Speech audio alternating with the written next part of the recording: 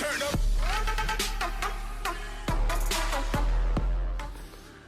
right, what up? It's Marcus with Dynasty Football Dads. We have another mock draft. We're going to be doing Dynasty Nerds mock draft because honestly, the Fantasy Pros one made me super angry. It made me angry enough where I couldn't do it. I had to go through Dynasty Nerds, which I think is a more accurate what you're going to see with really good Dynasty players. Now, maybe Fantasy Pros, you're going to get the draft never goes how exactly you planned. Even especially the first round, the whole first round, there's somebody that does something that makes you go, what? Why did you do that? They either reach for a player that they shouldn't have, or they get enticed by, like, even Trevor Lawrence. I was like, Trevor Lawrence is not going to go within the first 8 picks. And one of our Dynasty leagues, he went, I think, 5th or 6th, and I was like, why? But the other team did have 5, 9, and 11, and so then he took the 2 wide receivers at 9 and 11. But I was like, I would have rather taken Devontae Smith at 5. Hope that Trevor Lawrence goes down to 9-ish. And if he doesn't, then I'll take the Trey Lance or Justin Fields at 9 or 11 and 1 QB. But beside the point, this is super flex.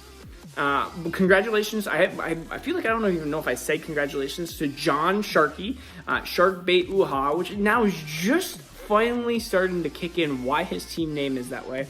He beat me in the Dynasty Dad's first annual championship, so we've been set. We just sent him some stuff. He's an Eagles fan, which slightly hurts me. Sorry, John. It slightly hurts me just because you guys did destroy the Vikings with Nick Foles.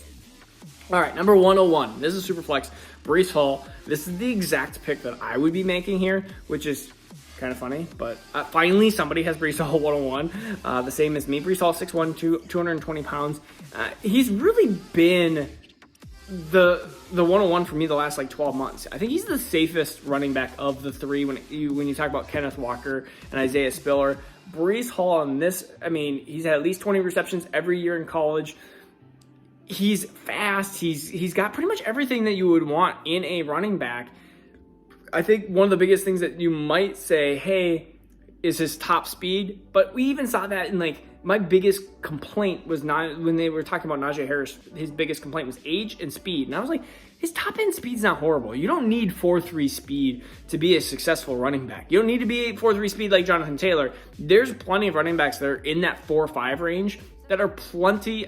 I mean, they're amazing running backs. I mean, so 4.3 is not a necessarily necessity, but that is definitely helps at times for those big plays. But again, Najee Harris, top 5 running back this year, and is arguably a top 3 dynasty running back, and he doesn't have top end speed that you would probably want. So number 2, 102, Garrett Wilson. He's 6 feet tall, 192 pounds. I talked about his route running, and I'm gonna have to probably go through an in-depth video on his route running because it is sexy. It is nice. Garrett Wilson is one of those players that I really enjoy watching. And there's a reason why Garrett Wilson's ahead of Drake London for me. It's because I like those players, Garrett Wilson particularly, that are separators and great route runners and understand how to set up their defenders. There's defenders that will, and I don't have a video to show because probably YouTube will be like, hey, you can't do this, and it'll knock down my video. But anyways, so he'll have a defender shading in the inside, meaning, hey, you're not going to get inside of me. And he'll set up that defender like, hey, I'm doing maybe a speed out. And back inside he goes, and now he's open inside, which, of course, that corner does not have help. And that is one of the things that I love seeing. I love the intelligent aspect of Garrett Wilson and setting up those defenders. It's almost like a basketball player. Again, trying to set up his moves to get open in the field. You're not just using brute athleticism. Garrett Wilson is not my number 1 wide receiver. Sorry, Garrett Wilson. And that's just because it's their 103, which flip a coin. Again, I've told you Treylon Burks is the guy that I could easily see, and this is their 103. I could easily see him being the best. If you told me you have a number 1 player at his position in this draft, who is it going to be? I would put a lot of money on Treylon Burks. I wouldn't put much on Breece Hall. I wouldn't put much on Garrett Wilson. I'd put it all on Treylon Burks because he has the highest ceiling of any of these players. That's why he's my 102. That's honestly why he's my 102.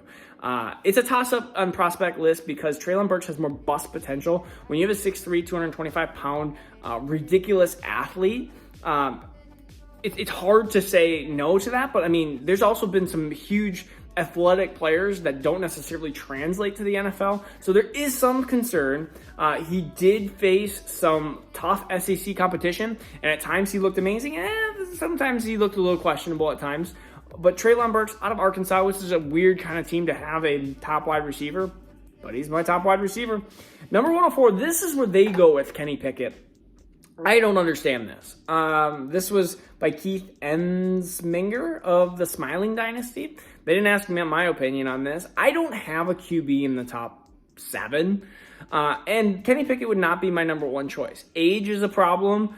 Realistically, I think that quarterback is the weakest in this draft class. I feel like people are going to start reaching for quarterbacks, and you're just going to get these quarterbacks that are going to be these Josh Rosen, these Matt Leinart. Like, not saying that they're horrible quarterbacks. I just feel like there's no quarterback that I can see, opinion-wise, that would be a top starter.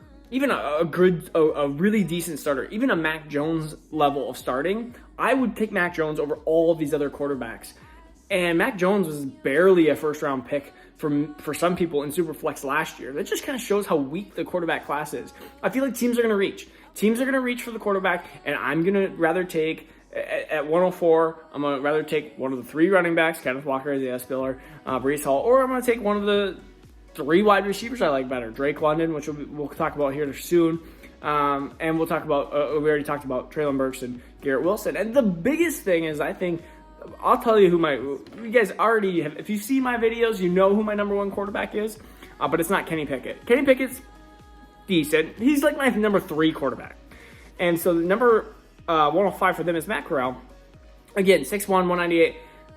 Probably my favorite NFL level quarterback, even over Kenny Pickett. I think Matt Corral has the best ability to be a starting quarterback, but I still don't like him better than, again, Mac Jones or just 105. This class just, I don't like the quarterbacks in this class, and so right now I'm having a hard time choosing. And so 106, Sam Howell. I don't have Sam Howell. These are none of my number 1 quarterbacks. My quarterbacks I look at, for simplicity wise, I look for quarterbacks that are A, draft capital helps. So draft capital, B, fantasy upside potential, and C, starter ability.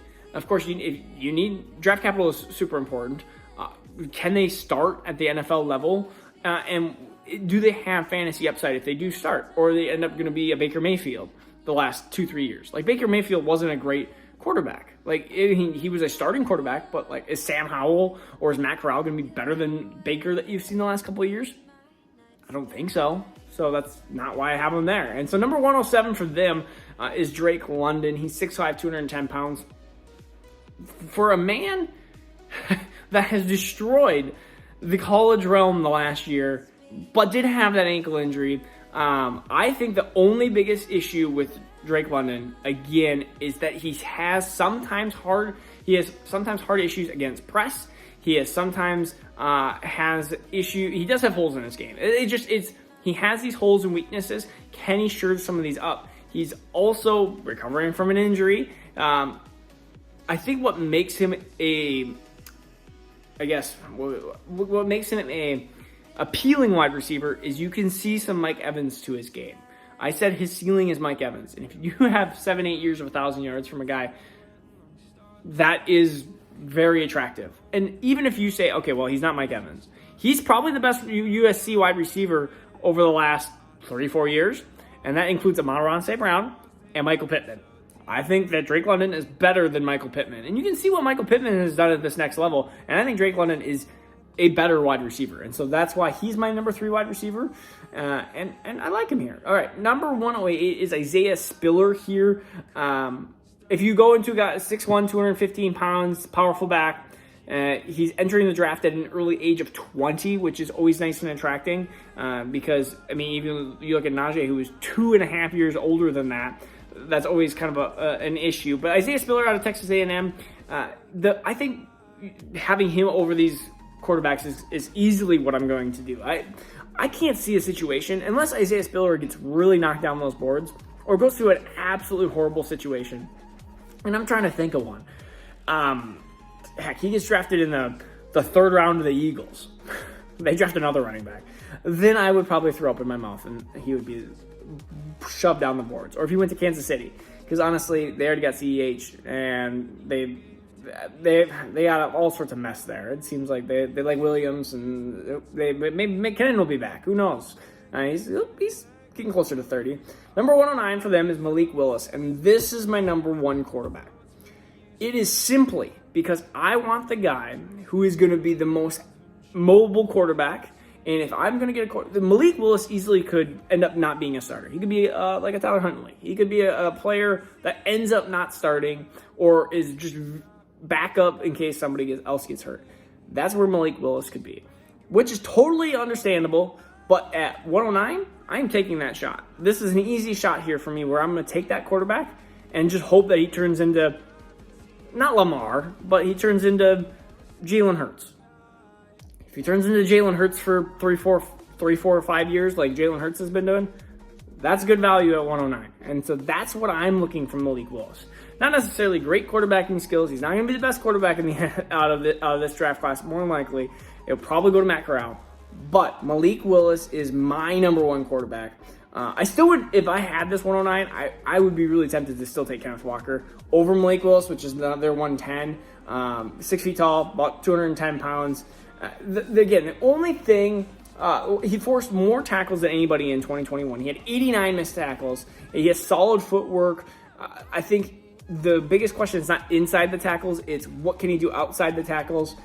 He's definitely going to be one of the top running backs taken in the draft class. I think it's him and Breece Hall for 101, or not for 101, for who gets taken first in the NFL draft. I think both of them are going to be taken within the first 45 picks. I'm going to say that we'll just say Breece Hall 35, and we'll just say him like 42, which I don't know which teams have 35 and 42, but that's what I'm just guessing. I think some teams might trade up and get into that mix. 111, Jameson Williams, torn ACL, 6'2", 189. This is kind of where I'd have him if he didn't tear his ACL, but there is more concern. There are wide receivers that are closing the gap, whether it's George Pickens or Chris Olave, because that you're really not going to have a 2022 season from Jameson Williams, which is a problem. But at a 111, if you're a contending team, I'm probably just going to trade the pick away if I have that, because I feel like teams are going to look at Jameson Williams and be like, I love this guy, I want him.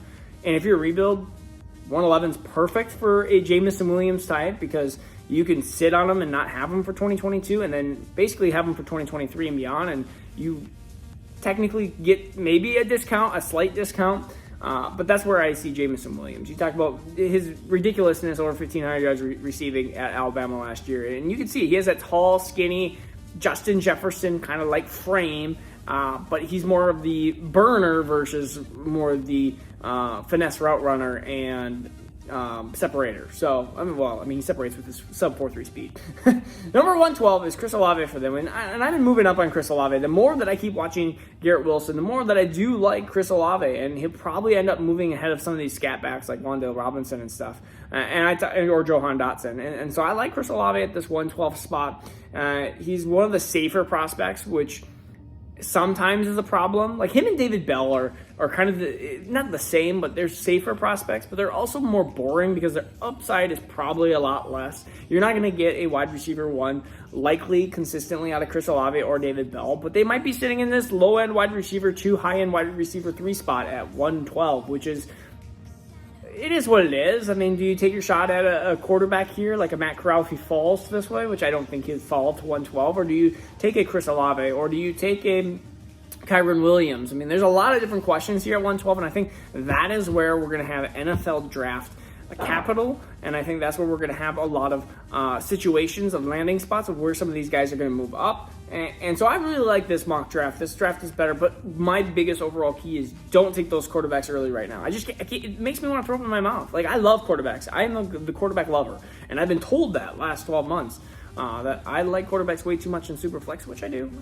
Okay. I like quarterbacks way too much, and I like running backs too much in 1 QB. But I do not like this quarterback class. Malik Willis is my number one quarterback. but I mean, still, I don't have him. I have him, again, 7th as the earliest, all right? So, again, this is Marcus Dynasty Dads. Please subscribe if you like the video. Peace out. Take care.